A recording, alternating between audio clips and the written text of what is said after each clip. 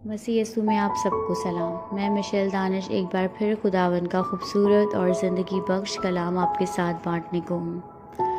आज जो हम मिल के सीखेंगे वो है अपने बोझ उस पर डाल दो। मत्ती रसूल की अंजील 11 बाब और उसके 28 से 30 आयत में कुछ यूँ लिखा है, ए मेहनत उठाने वालों और बोझ से दबे हुए लोगों, सब मेरे पास आओ, मैं तुमको आराम दूंगा। मेरा जुआ अपने ऊपर उठा लो और मुझसे सीखो, क्योंकि मैं हलीम हूँ और दिल का फ़रोतन, तो तुम्हारी जानें आराम पाएंगी। क्योंकि मेरा जुआ मुलायम है और मेरा बोझ हल्का। आमीन। आज जो हम सीखने को हैं वो है अपने बोझ उस पर डाल दो। जब आप अपने इर्द गिर्द नज़र करते हैं तो हर दूसरा बंदा आपको परेशान नज़र आएगा। हर दूसरा बंदा आपको अपनी ज़िंदगी में बेचैन नज़र आएगा, डिप्रेस नज़र आएगा, कोई किसी वजह से, कोई किसी वजह से।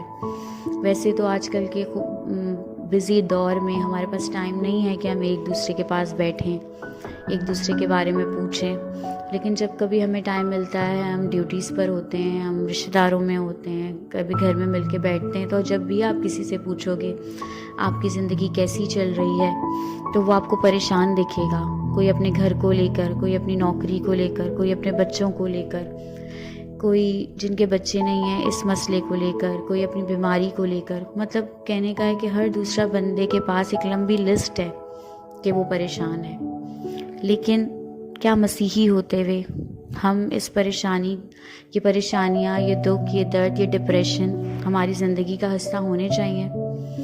नहीं। परेशानियाँ हैं, तकलीफ़ें हैं, बीमारियाँ हैं, मैं मानती हूँ, लेकिन क्या मसीही होते हुए ये बोझ हमारे हैं? वो क्या कह रहा है आपसे कि अपने बोझ मुझ पर डाल दो। उसने कहा है अपने बोझ लेके घूमो। उसने आपको कहा है अपनी परेशानियाँ अपने सर पे सवार करके घूमो। उसने कहा है अपनी बीमारी को रोज़ सुबह उठते साथ याद करो और उसको अपने लिए एक बोझ बना दो। नहीं कहा उसने कहा है कि अपने बोझ मुझ पर डाल दो। और मेरा आगे क्या लिखा है, और मुझसे सीखो, क्योंकि मैं हलीम हूँ और दिल का फ़रोतन, तो तुम्हारी जानें आराम पाएंगी। बहुत खूबसूरत अल्फाज हैं कि तुम्हारी जानें आराम पाएंगी। जब हम आराम के लिए बुलाए गए हैं तो मसीही होते हुए आज हम क्यों परेशान हैं? मसीही होते हुए आज हम क्यों दुख में हैं? मसीही होते हुए आज हम क्यों डिप्रेशन में हैं? हमें क्यों इधर उधर जाना पड़ता है हम अपने आप को रिलैक्स करने के लिए क्यों हम दुनियावी चीज़ों का इस्तेमाल करते हैं? उसने कहा है अपना बोझ मुझ पर डाल दो और तुम्हारी जानें आराम पाएं। जब कभी हम किसी इंसान को बोलें जो आपको कभी परेशान दिखे, कभी हम कहें उसको कि आप खुदावन के पास आओ, आप दुआ करो। आज के दौर में बहुत मुश्किल है लोगों को कन्विंस करना कि वो खुदावन की हजूरी में आए। कुछ तो आपको ऐसे मिलेंगे कि वो कहेंगे, वो पास्टर्स को बुरा भला कहना शुरू कर देंगे कि हम चर्च जाते थे, फिर पास्टर ऐसे थे। खुदा के खादमीन को बुरा कह के आप एक तरफ नहीं हो सकते। अगर उनमें कोई मसला है भी, कोई गलती है भी, तो वो आपका मसला नहीं है, वो उनका और खुदा का मसला है। आपने चर्च जाना है, आपने अपनी परेशानी, अपने बोझ लेकर खुदावन की हजूरी में झुकना है। कुछ लोग कहते हैं कि हम झुकते हैं, हम दुआ करते हैं, लेकिन खुदावन हमारी नहीं सुनता। और कुछ कहते हैं कि हम कुछ तो बहुत बुरा मान जाते हैं। कभी आप किसी को बोलोगे कि दुआ करो तो वो कहता है कि आप क्या समझते हैं कि मैं दुआ नहीं करता? लेकिन हम किस तरह की दुआएं कर रहे हैं आज? दुआ में झुकते हुए, चर्च जाते हुए, बाइबल पढ़ना, चर्च जाना, ये बेशक हम सब करते होंगे, लेकिन किस तरह की दुआएं हम करते हैं? क्या दुआ में ये बोलने के बाद कि मैं अपना बोझ तुझ पर डालता हूँ खुदावन, क्या वो बोझ हम वाकई में खुदावन पर डाल देते हैं? या दुआ में उठने के बाद, चर्च से निकलने के बाद वो बोझ हमारे सर पर ही होता है? यकीनन ऐसा ही होता है। हम खुदा से तो कह देते हैं, खुदा मैंने ये अपना मसला तुझ पे छोड़ दिया है, ए खुदा ये मेरी ज़िंदगी में, ये मेरी नहीं तेरी मर्ज़ी पूरी हो। लेकिन वो बोझ पूरा दिन हमारे सर पर होता है, वो बोझ पूरा दिन हमारे दिमाग के अंदर होता है कि अगर ये नहीं होगा तो क्या होगा, अगर ये हो जाएगा तो क्या होगा। इस तरह के बोझ अपने खुदावन को नहीं देने। उसने कहा है कि अपने बोझ मुझ पर डाल दो। उसने कहा है कि मेरा जुआ उठा लो। आज हम उसका जुआ उठाना नहीं चाहते। आज हम आसान हल अपनाना नहीं चाहते। उसका जुआ मुलायम है। मुलायम का मतलब क्या होता है? नर्म, हल्का। आज हमें हल्का जुआ नहीं उठाना, लेकिन हमने अपनी परेशानियों का, अपनी तकलीफ़ों का वो भारी बोझ उठा के हम अपनी पूरी ज़िंदगियाँ गुजार देते हैं और ऐसे ही मर जाते हैं। आज इंसान की ज़िंदगी थोड़ी क्यों है? मैं अक्सर इस चीज़ पे सोचती हूँ। मैं कहती हूँ, ऐ खुदा, पुराने अहदनामे को जब मैं पढ़ती हूँ तो ऐ खुदा, तेरे बंदे कितनी लंबी ज़िंदगी जीते थे। आज इंसान की ज़िंदगी इतनी कम क्यों है? आज तेरे बंदे क्यों आधी उम्र में उठाए जा रहे हैं खुदावन? तो यही बात है कि आज हम अपने बोझ खुदावन को नहीं देते। हमने अपने कमज़ोर जिस्मों को टेंशन्स ले लेके और इतना कमज़ोर बना दिया है कि हमारी ज़िंदगियां कम होती जा रही हैं, लेकिन हम इस चीज़ को सोच ही नहीं रहे। रोज़ एक नई टेंशन हमारे सर पे होती है, रोज़ एक नया बोझ हमारे सर पे होता है, और यकीन जानिए कि वो बोझ हमारी फ़िक्र से ज़रा बराबर भी हल्का नहीं होता। उस बोझ को हम एक टेंशन लेके हम कुछ भी नहीं कर पाते, मज़ीद वो टेंशन्स और बढ़ती हैं। कितना खूबसूरत हल बताया है खुदावन ने, कितने खूबसूरत अल्फाज हैं कि अपना बोझ मुझे दे दो, मेरा जुआ उठा लो, ताकि तुम्हारी जानें आराम पाएं, क्योंकि मेरा जुआ मुलायम है और मेरा बोझ हल्का। लेकिन इंसान को क्या करना है? अपना बोझ उठाना है, और अपना बोझ उठाते उठाते इस परेशानी में नाउमीदी की ज़िंदगी गुजारते हुए इस दुनिया से चले जाना है। आप किस लिए बुलाए गए थे? आप इन परेशानियों के लिए नहीं बुलाए गए थे। ये ज़िंदगी आपको खुदावन के लिए मिली थी कि आप खुदावन की इबादत करें, आप अपने आप को खुदावन के लिए पेश करें। लेकिन आज हम ये चीज़ कब करते हैं? जब हमारे पास कोई काम नहीं रहता, जब हमारी ज़िंदगी गुजर जाती है दुनियावी कामों में, और आखिर में हम क्या कहते हैं कि अब हम खुदावन की खिदमत शुरू करेंगे, अब हम खुदावन के लिए इस्तेमाल होंगे। लेकिन ये हमें कब करना है? हमने अपने जवानी के दिनों में अपने आप को खुदावन के लिए इस्तेमाल करना है। आज हमारी बरकतें क्यों रुकी होती हैं? क्योंकि हम जो अपना गोल्डन, इंसान की ज़िंदगी का जो गोल्डन पीरियड होता है वो उसकी जवानी होती है, कि जब वो जवान होता है, जब वो ताकतवर होता है, आपने वो वक्त खुदावन को देना है। और जब आप अपना ये वक्त खुदावन को दे देंगे तो आप यकीन माने, आपकी पूरी ज़िंदगी बहुत हल्की गुजरेगी। आपकी ज़िंदगी में कोई बोझ नहीं होगा, आपके ज़हन पे कोई बोझ नहीं होगा। आप एक खूबसूरत ज़िंदगी गुजारेंगे।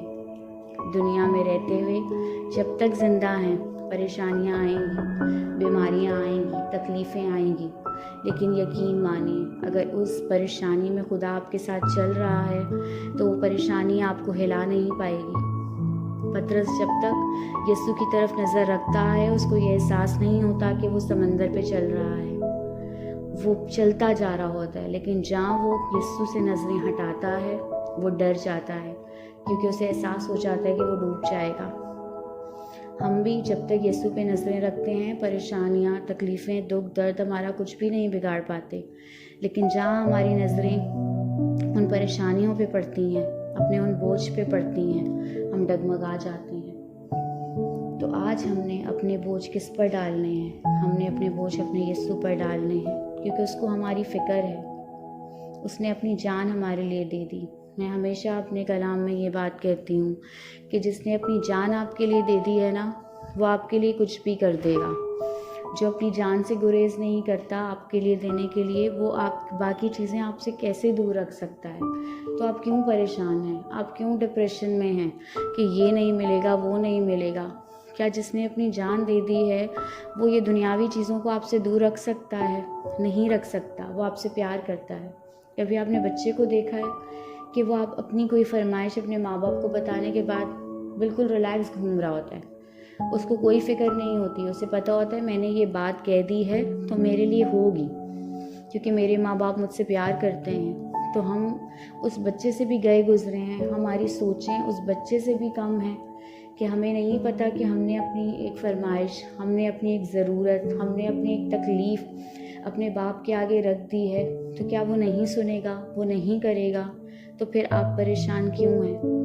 आप उस बच्चे की तरह अपने ईमान को बना दें कि हाँ, मैंने अपना ये बोझ अपने बाप पे डाल दिया है, अब ये बोझ मेरा नहीं है, अब ये बोझ लेके मुझे नहीं चलना।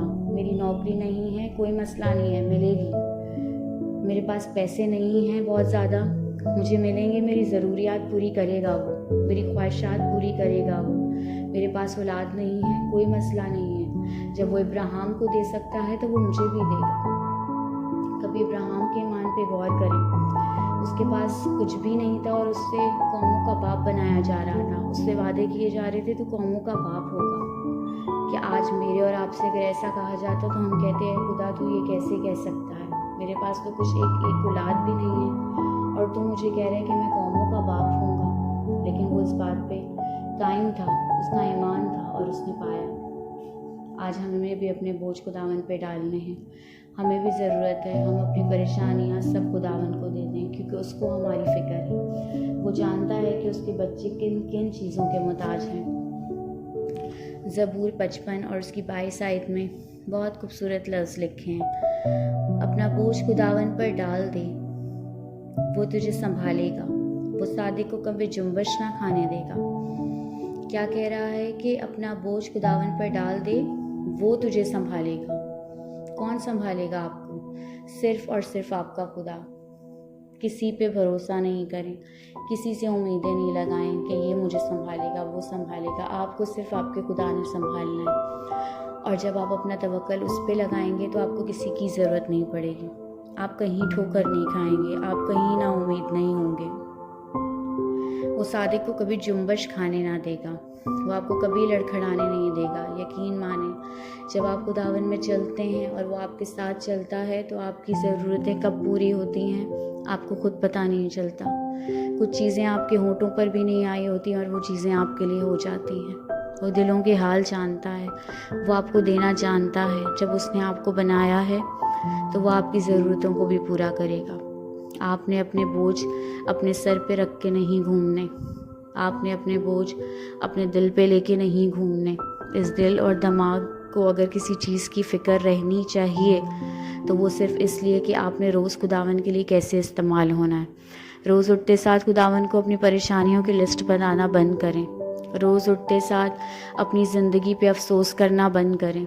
उठते साथ खुदावन का शुक्र करें और कहें, ऐ खुदावन, आज तू बता के तू मुझसे क्या चाहता है, आज तू कैसे मुझे इस्तेमाल करना चाहता है, आज तू मेरी ज़िंदगी से क्या चाहता है कि मैं तेरे लिए करूं। और जिस दिन आप ये करना शुरू कर देंगे, जिस दिन आप अपना वाक़ई में जो काम आपकी ज़िम्मेदारी है वो करना शुरू कर देंगे, आपके सारे रुके हुए काम हो जाएंगे। आपकी ज़िंदगी में जो सारी बरकतें रुकी हुई हैं, जो आपको उलझा रही हैं, जो आपको परेशानी दे रही हैं, वो सब हल हो जाएंगी।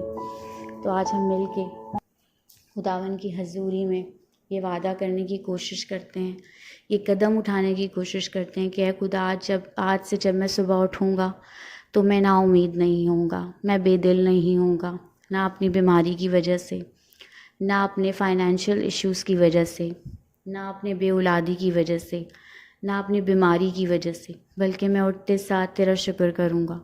और ये जान जब तक है, जब तक ज़मीन पर है, ये सिर्फ़ तेरे लिए इस्तेमाल होने के लिए बनी है। आमीन।